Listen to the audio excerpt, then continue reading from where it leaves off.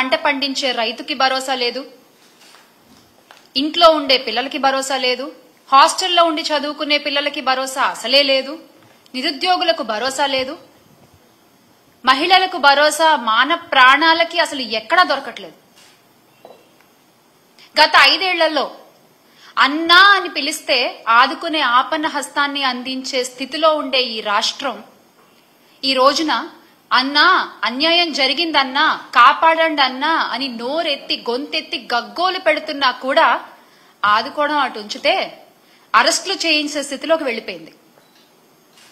మొన్న తిరుపతిలో లక్ష్మి అనే ఆవిడ, మనందరికీ తెలుసు, జనసేన తిరుపతి ఇన్ఛార్జ్ అని చెప్పే కిరణ్ రాయల్ గారి వల్ల నాకు అన్యాయం జరిగింది, నాకు నయవంచన జరిగింది, నన్ను అతను వేధిస్తున్నాడు, నన్ను ఆదుకోండి అన్నా చంద్రబాబు నాయుడు గారు, పవన్ కళ్యాణ్ గారు అని అరిస్తే బయటకొచ్చి గొంతెత్తి అడిగితే కూటమి రాజకీయంతో పాటు పోలీసు వ్యవస్థ కూడా కలిసిపోయి ఆమెని జైలుకి పంపించే వరకు ఎవరూ నిద్రపోలేదు. ఆ లక్ష్మి అనే ఆవిడ ఏ రాజకీయ పార్టీకి సంబంధించిన ఆవిడ కాదు. వివాదాలకు దూరంగా ఉంటూ భర్తను పోగొట్టుకుని పిల్లలతో జీవిస్తున్నటువంటి సగటు మహిళ.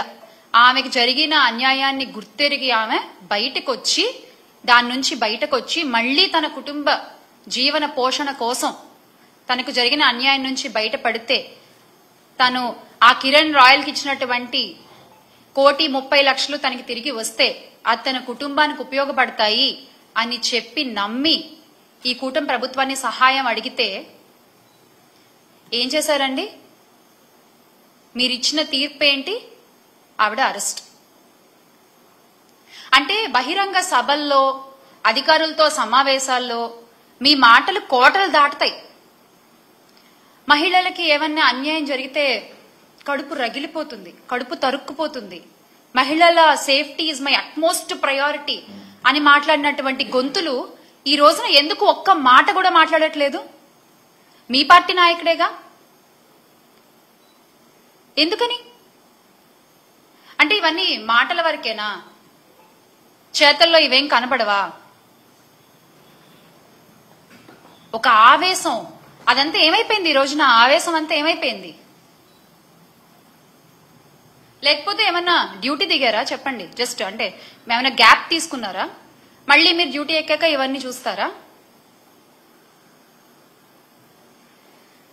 రాజకీయ ముసుగులో ఒక మహిళను వంచి మోసం చేసి, అంటే ఎంత సిగ్గు విడిచి ఆమె బయటకు వచ్చి ఇదంతా జరిగిందంతా చెప్పి 30 సవర్ల బంగారం తీసుకున్నాడు, మా అధికారి వస్తున్నాడు, 1,30,00,000 నాకు కావాలి అంటే అత్తగారి నుంచి వచ్చిన ధనాన్ని, నగదుని, బంగారాన్ని ఆ లక్ష్మి అనే ఆవిడ ఆయనకిస్తే ఆయన ఈ రోజున మాట్లాడే మాటలేంటి? తిరిగి అడుగుతున్నందుకు గొంతు పిసికి చంపేస్తా, నీ పిల్లలు పెద్దవాళ్ళు అయ్యారని ధైర్యంతో మాట్లాడుతున్నావా, వాళ్ళ కాళ్లు విరిచేస్తా, ఏ పోలీసు వస్తాడు, ఎవరు చూసుకుంటారు అని చెప్పి మాట్లాడే మాటలా?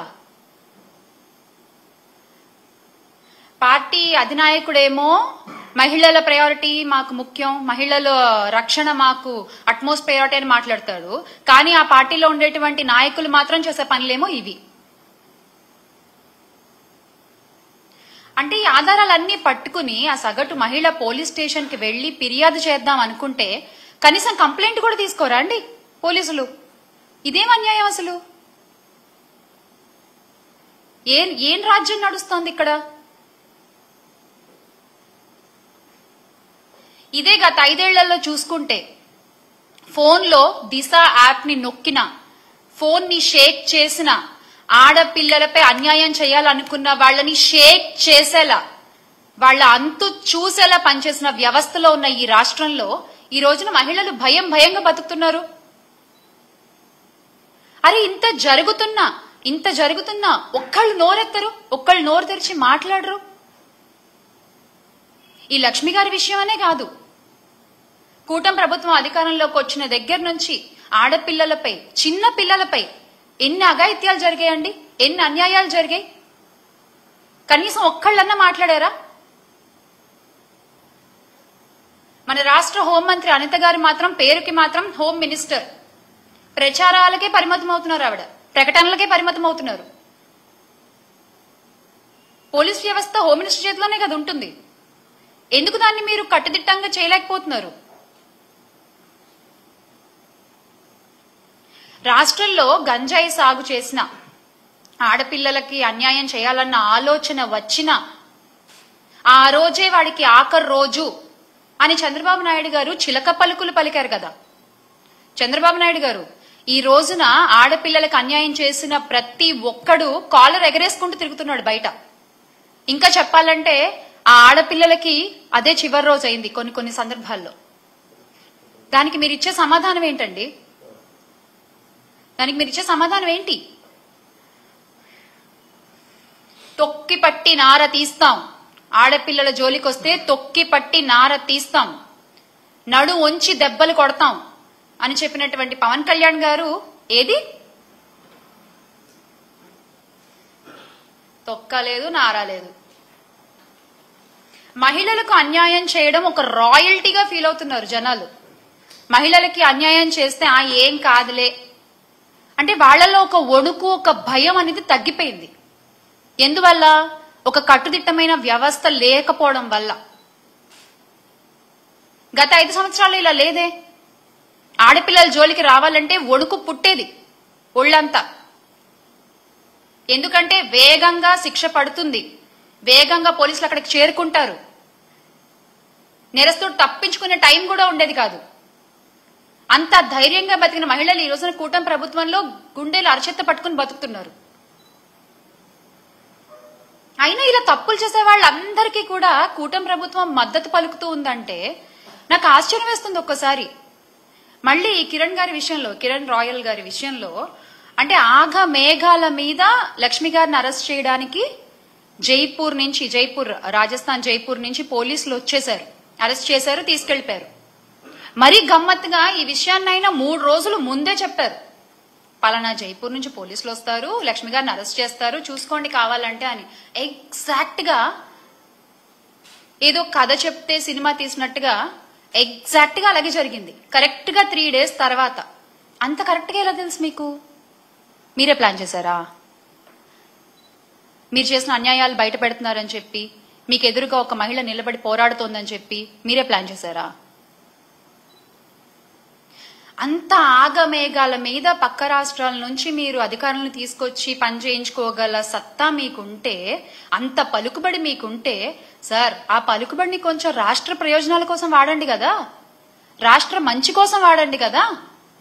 ఒక ఆడపిల్లకి అన్యాయం చేసిన వాడిని రక్షించడం కోసం మీరు ఆ పలుకుబడిని వాడేది కూటమి నాయకులు. ఒక ఆడపిల్లకి అన్యాయం చేసిన వాడిని రక్షించడానికి ఇంత పలుకుబడి వాడతారా? అదేదో రాష్ట్ర ప్రయోజనాల కోసం వాడుంటే ఎంతో కొంత మంచి జరిగేది కదా రాష్ట్రానికి. అంతకంటే దారుణం ఏంటంటే అన్యాయం జరిగిన బాధితురాల్ని ఆదుకోకపోగా, అండగా నిలబడకపోగా, అసలు ఆమెని ఒక తేరుకోలేని ఒక సిచ్యువేషన్ లో పెట్టడం, అరెస్ట్ చేసి జైల్లో వేసేస్తే అయిపోతుంది అంతే. ఇంకా వాళ్ళు నోరెత్తి మాట్లాడరు. విక్టిమ్ బ్లేమింగ్ అంటారు దీన్ని. ఇలా మీరు విక్టిమ్స్ ని బ్లేమ్ చేస్తూ ముందుకు పోతుంటారా? అంటే ఇది చూసి ఇంకొకళ్ళు ఎవరు బయటకు వచ్చి మాట్లాడరనా? మీ ధైర్యం? ప్రజలిచ్చిన అధికారాన్ని ప్రజల కోసం కాకుండా మీ తప్పుల్ని కప్పిపుచ్చుకోవడానికి, మీ వాళ్ల తప్పుల్ని కప్పిపుచ్చుకోవడానికి మీరు వాడుకుంటున్నట్లంటే ఏ స్థితిలో ఉన్నామో, ఎంత గొప్పగా మీరు పరిపాలన చేస్తున్నారో ప్రతి ఒక్కళ్ళు చూస్తూనే ఉన్నారు.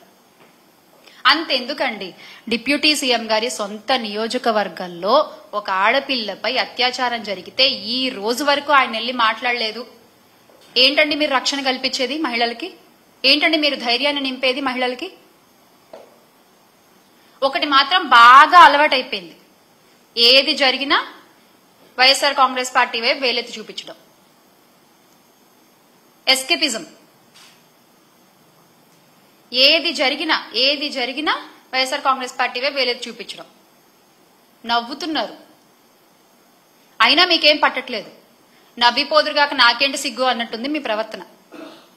నిజంగా అలాగే ప్రవర్తిస్తున్నారు మీరు. ప్రశ్నించే గొంతు నొక్కడమే ధ్యేయంగా కూటమి ప్రభుత్వం ముందుకెళ్తున్నారు. సోషల్ మీడియాలో మిమ్మల్ని ప్రశ్నిస్తున్నారని చెప్పి సోషల్ మీడియాలో వైఎస్ఆర్ కాంగ్రెస్ పార్టీ వైపు మాట్లాడే వాళ్ళ మీద ఎన్ని కేసులు పెట్టారు, ఎంత ఇబ్బంది పెట్టారు. కానీ మీరు ఒక్క విషయం గుర్తుపెట్టుకోవాలి, అణగదొక్కేస్తే అణిచిపోతారులే అనుకుంటే మీరు తొక్కిన ప్రతి అడుగు కింద నుంచి ఒక వట వృక్షమై లేస్తారు తప్ప ప్రతి కార్యకర్త భయపడి వెనక్కి తగ్గేది లేదు. భయపడి ఎవరు వెనక్కి తగ్గరు.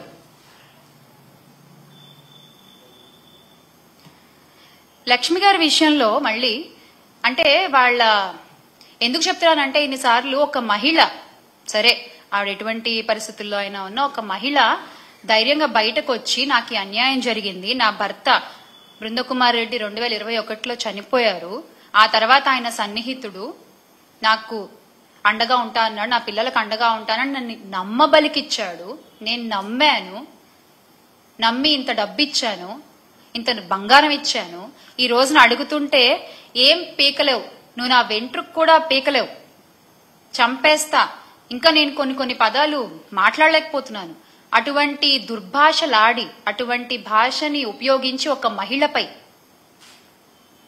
ఆవిడంత ధైర్యంగా బయటకు వచ్చి మాట్లాడుతున్నందుకు ఆ ధైర్యాన్ని మెచ్చుకుని ఆ మహిళకి అండగా ఉండకపోగా ఒక మహిళని కొట్టిన వాణ్ణి, ఒక మహిళని అబ్యూజ్ చేసిన వాణ్ణి, ఒక మహిళ దగ్గర డబ్బు దొబ్బేసిన వాణ్ణి మీరు వెనకేసుకొస్తున్నారు. మీరు ఇచ్చింది ఏంటి? ఆ పార్టీ అధికార ప్రతినిధి గారు ఇంత జరిగితే ఏం చేశారు, ఒక నోట్ రిలీజ్ చేశారు, పార్టీ కార్యకలాపాలకి పలానా వ్యక్తిని, ఆ కిరణ్ రాయల్ అనే వ్యక్తిని దూరంగా ఉంచుతున్నాము అని జనసేన పార్టీ నుంచి ఒక నోట్ రిలీజ్ చేశారు. అదేంటది? తొక్కిపట్టి నార తీయడం కదా మీ పార్టీ సిద్ధాంతం. ఇప్పుడు ఏమైపోయింది ఆ సిద్ధాంతం? మీ వాళ్ళ దగ్గరికి వచ్చేసరికి ఆ సిద్ధాంతం ఏమీ ఉండదు కదా. వైఎస్ఆర్సీపీ ప్రభుత్వ హయంలో మహిళలు గాని యువతులు గాని వాళ్ళ చేతుల్లో ఒక ఆయుధంలా పనిచేసిన దిశ యాప్ ని మీరు నిర్వీర్యం చేశారు. అంత గొప్ప వ్యవస్థలు మీరు ఎలాగో తీసుకురాలేరు, కనీసం దాన్నైనా పునరుద్ధరించవచ్చు కదా, కనీసం ఆడపిల్లలకు ధైర్యంగా ఉంటుంది. అలా చేయకుండా యువతుల మాన ప్రాణాలతో మీరు చెలగాటం ఆడుతున్నారు, నిజంగా చెలగాటం ఆడుతున్నారు. రాష్ట్రంలో శాంతి భద్రతలు క్షీణిస్తున్నా నిత్యం వాటిని డైవర్షన్ పాలిటిక్స్ తో కవర్ చేసుకుంటూ ప్రతి నెల ఒక్కొక్క టాపిక్ దొరుకుతుంది మీకు భలే. అసలు జరిగే అన్యాయాల్ని కవర్ చేయడానికి, జరిగే అన్యాయాల్ని డైవర్ట్ చేయడానికి, మీకు అనుకూలంగా ఉన్నటువంటి పచ్చ మీడియాల్లో వాటిని యథేచ్ఛగా ప్రచారం చేయడము, ప్రజల్ని నమ్మించే ప్రయత్నం చేయడము. అంటే చట్టం అనే ఒక కనీస గౌరవం కూడా లేకుండా మీరు ముందుకు దూసుకుపోతున్నారు, అన్యాయాలు అరాచకాలు చేసుకుంటూ, అత్యాచారాలు చేసే వాళ్ళని వెనకేసుకొస్తూ. అందుకే ఎవరన్నా ప్రశ్నిస్తుంటే కూడా చంద్రబాబు నాయుడు గారు అది సహించలేని ఒక స్థితిలో ఉన్నారు. ప్రజల దగ్గర ఇన్ని ప్రశ్నలు ఉన్నాయి, ఈ రోజున ఇన్ని ప్రశ్నలు ఉన్నాయి ప్రజల దగ్గర. సరే సూపర్ 6 హామీలు అంటామా, అవి పక్కన పెట్టండి, అవి కాకుండానే ఇన్ని ప్రశ్నలు ఉన్నాయి. వాటన్ని ప్రజలు అడిగితే ఈ రోజున సమాధానం చెప్పే స్థితిలో చంద్రబాబు నాయుడు గారు ఉన్నారా? కూటమి ప్రభుత్వం ఉందా? సానుభూతి పరులు, యాక్టివిస్టులు, ప్రతిపక్ష సోషల్ మీడియా కోసం పనిచేస్తుంటే వాళ్ల మీద యథేచ్ఛగా కేసులు పెట్టి వాళ్ళని లోపల తోసేస్తే, ఎప్పుడు కేసులు అండి, ఎప్పుడో 3-4 సంవత్సరాల క్రితం కేసుల్ని కూడా బయటికి తీసి అరెస్ట్ చేస్తారు. ఒకవేళ వాళ్ళ మీద కేసులు ఏమి లేవనుకోండి, వీళ్లే కొత్తగా ఒక కేసు క్రియేట్ చేస్తారు, క్రియేట్ చేసి దాన్ని చూపించి జైల్లో వేస్తారు.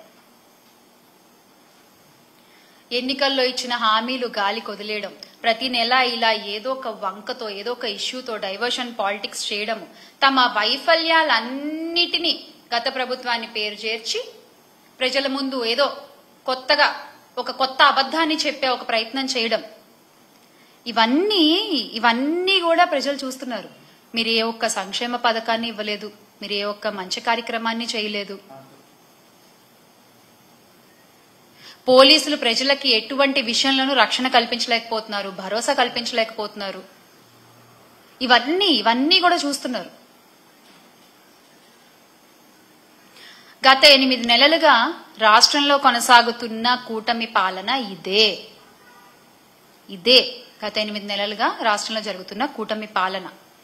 ఇది సరిగ్గా తెలుగు తమ్ముళ్ళకి, మన జనసేన సైనికులకి ఒక ఎనర్జీ బూస్ట్ అన్నమాట, ఒక ఊతం ఇస్తోంది. మనం ఏదన్నా చేయొచ్చు, మనం ఏం చేసినా మనకేం కాదు, ఏదోటి చేసి మనం బయటపడిపోతాం. తప్పు సార్, చాలా తప్పు. ఒక ఆడపిల్ల కన్నీటి చుక్కకి ఎన్ని ఘోరాలు జరుగుతాయో ప్రతి ఒక్కళ్ళకి తెలుసు. అలా ఇవాళ ఈ రోజున కూటమి ప్రభుత్వంలో ప్రతి ఆడపిల్ల కారుస్తున్న కన్నీటికి, అన్యాయానికి గురవుతున్న ఆడపిల్లలు కారుస్తున్న కన్నీటికి ఖచ్చితంగా ఈ కూటమి ప్రభుత్వం సమాధానం చెప్పాల్సి ఉంటుంది.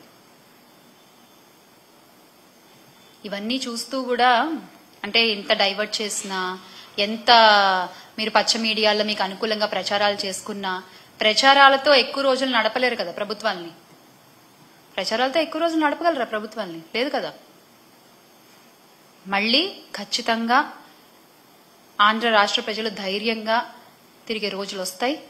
ఆడపిల్లలు, మహిళలు ముఖ్యంగా కన్నీరు కార్చే రోజులు త్వరలోనే పోతాయి. మళ్ళీ ఆంధ్ర గొప్పగా మారుతుంది. Make Andhra great again with Jagan అన్న. జై జగన్. ఆ ధైర్యం నింపడానికే ఇవాళ నేను మీ ముందుకు వచ్చి మాట్లాడుతున్నాను.